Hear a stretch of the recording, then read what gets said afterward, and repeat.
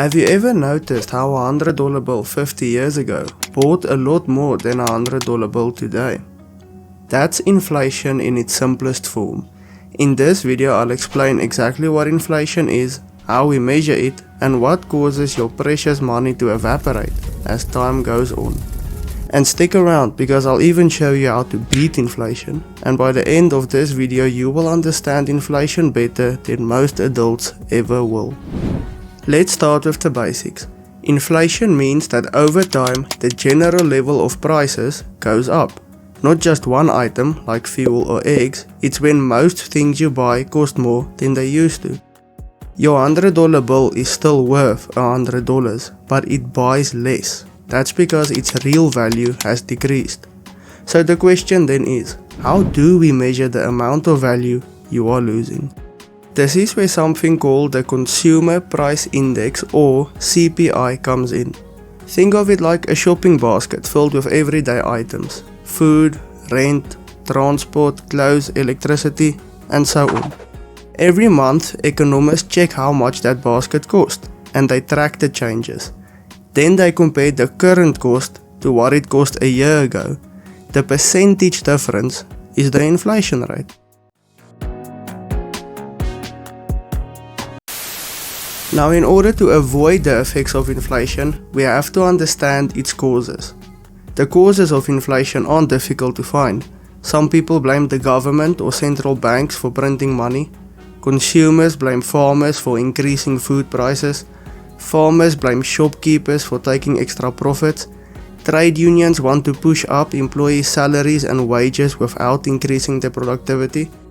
The fact of the matter is that inflation is a complex and dynamic process. We can, however, explain this better when we group the causes.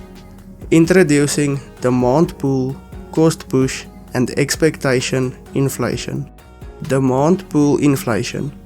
This is when people and businesses want to buy more than the economy can produce.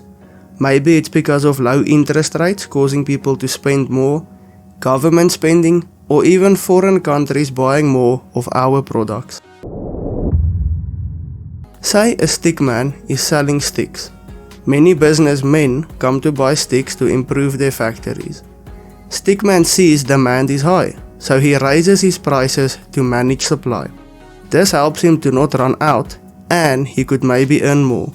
That is high demand pulling inflation higher. Cost push inflation. This happens when the cost of making goods increases. Say stickman businessman has to increase his employees' salaries. He will then increase his prices to afford his employees. External shocks also cause production costs to rise. Wars, pandemics, or shortages of key materials can suddenly make things harder to get. If oil becomes scarce, stickman businessman has to pay more to get oil, so he again increases his prices. That is low supply pushing inflation higher. That is also why inflation is unlikely to ever stop completely. External shocks are unpredictable and out of our control. Expectation inflation. Listen carefully to this. Simply the idea of inflation causes it. If stickman expects prices to rise, he buys more now to avoid paying more later. But this extra demand pushes prices up. And just like that, he causes the inflation he feared so much. So how do you beat inflation? The answer is easy to understand, but might be difficult to do. The answer is that your money needs to grow at a faster pace than inflation. If you leave your money in your savings, inflation is winning.